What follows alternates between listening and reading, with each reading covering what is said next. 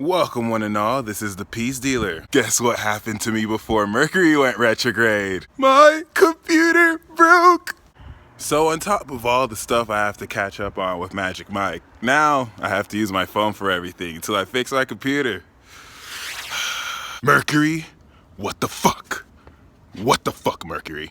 Bruh, I thought we was homies. You and me used to clown every Mercury retrograde about how everybody's electronics are fucking up. But you do me like that, son?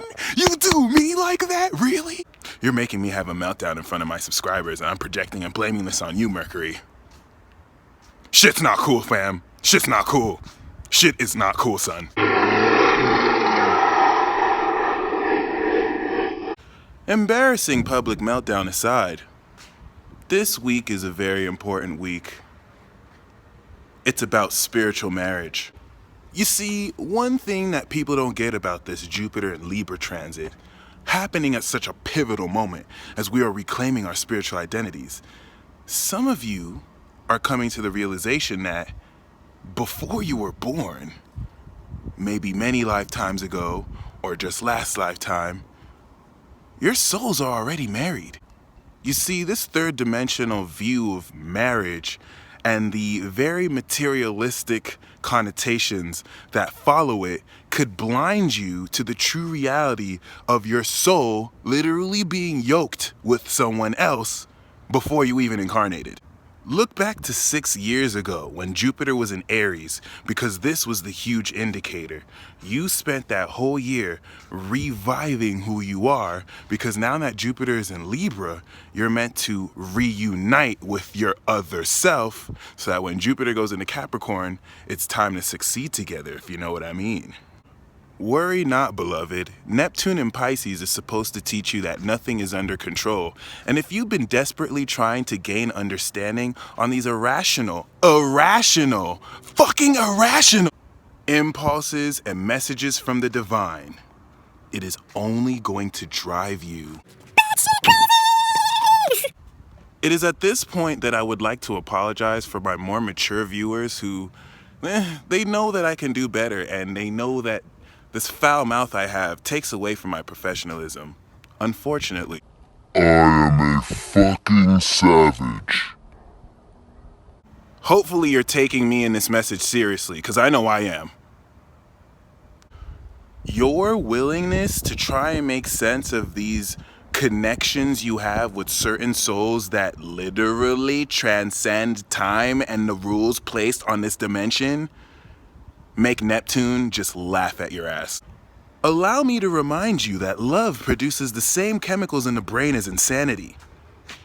So if you're going crazy, which means it's not sane, which means it's not logical, you're doing the right thing.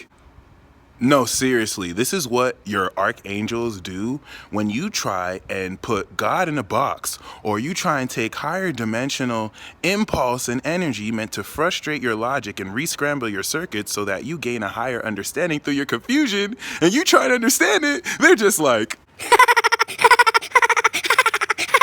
savage man say don't be logical, be savage. Savage man is halfway right. Being savage will probably get you smacked. But don't be logical, just for now. Only because you are gaining new understanding on how to perceive these spiritual connections.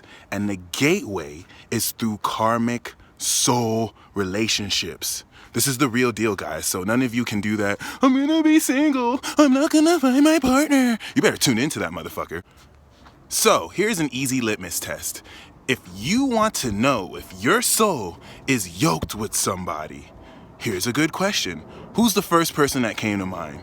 If you instinctually responded, well, I don't know, Peace Dealer, I don't really think that I really have anyone that I was yoked with, really. Then, my friend, stop everything you're doing and celebrate.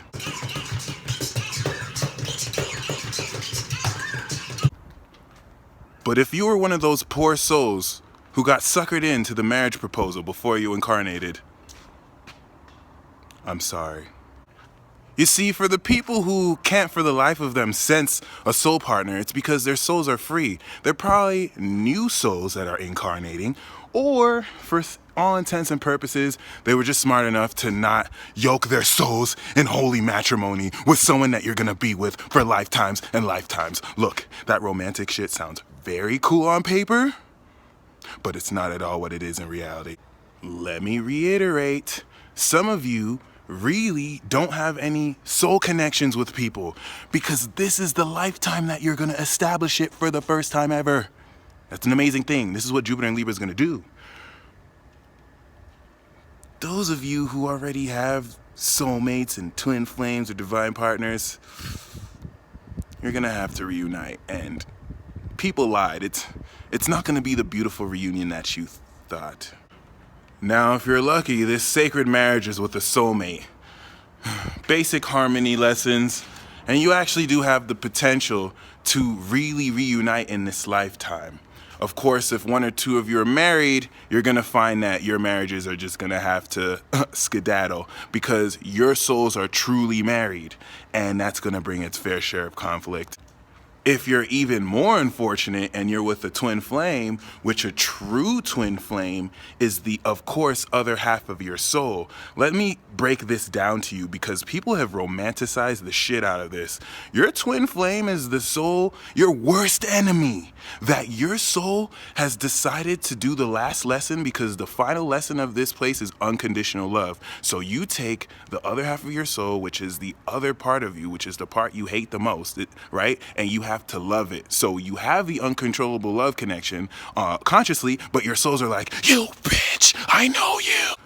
All in all, my friends, stop trying to make real this connection. This is a tug of war.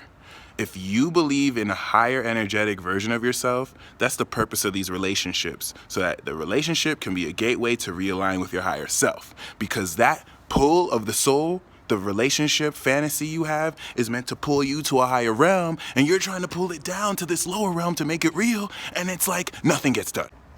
So this week, especially as soon as Friday, since the winter solstice has already done its magic and has, like a sperm, birthed or begun the birthing process leading up till spring for these unions, I need every single one of you to know this is the week you're gonna gain full clarity over all these soulmate issues that have been deluding you. Some of you will find out your intuition was more on point than ever, and that's why you need to keep it to yourself. Others of you will find out your intuition has led you in the right place and it will guide you to the real person you're really supposed to connect to. And I mean, others of you will not really be affected by this and live your merry lives happy and not having to deal with past life karma. That's where I'm gonna end this transmission. I really just want you to focus moving on forward that you have a responsibility to any soulmate that you have to foster the connection. Maybe you might be more aware and awake of it than they are. You'll find that dark forces go after your other partner because God forbid you reunite. I don't think people are aware of the power of love and what happens when two awakened beings get together. It fucks shit up for the dark forces because it's light that gets birthed. Really common sense, but moving forward, if you feel that pull to your partner, put your hand on your heart and send them healing through the etheric realm. Talk to them. They listen. They may not always have Mercury and Pisces conjunct Jupiter, so they won't hear it when you're doing it, but maybe they have Mercury in Aquarius, and what you say, they'll see. Their angels will show them. Anything's possible. She's mad that I bother her all the time. It is important to note, some of you are head over heels with your false twin, with your false soulmate, all right? Look, the light delegation said, let these human beings and people incarnated have a run-in with their dark twin first. And don't even say dark twin, dark soulmate, all right? Because when your real soulmate comes, and this is how you know your soulmate is real, when you ask for signs, you get real signs. Instantly. There's nothing that gets in the connection. But the dark force is new. We need to give these people a version of themselves that will steer them to the dark. Give them a likeness of the connection, but not the true sense. And some of you don't even know, you're being pulled by the darkness. Some of you have dark souls like me, and you do know because you're a double agent. So let me be the first to tell you, all you people wanting to connect with your soulmate, you are already doing it. But the universe is trying to ask you, are you ready for a greater reality? Stop trying to pin it in this dimension. We want to take you higher. Sacrifice your senses and open up your true eye so that you can truly see what's in front of you.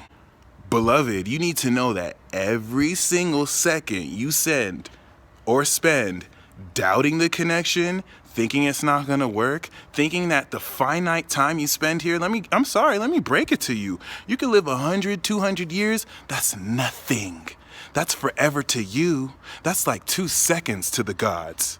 To archangels, 100 years, like maybe 5 minutes or 5 hours. They don't care. They don't care. They know that you can step outside of time at any moment and remember what's good. So I wanted to leave you with something significant. You guys showed me so much love my last video. I'm so astounded. Like, I've never gotten that much comments in the time I've gotten. So I really do appreciate it. I hope this serves you well.